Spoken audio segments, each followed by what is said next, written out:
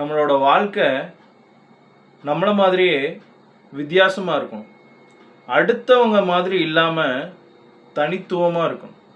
உதாரணத்துக்கு நீங்கள் ஒரு பாம்பாக இருந்தீங்க அப்படின்னா உங்களுக்கு கால்களே தேவையில்லை. ஆனால் பூரானோட 100 கால்களை பார்த்து நாம் பொறாமப்படுறதுனால எந்த பிரயோஜனமும் இல்லை. பாம்புக்கு பூரானோட 100 கால்களை பொருத்தணும் முயற்சி பண்ணால் அது பாம்பை கொல்றதுக்கு சமம்.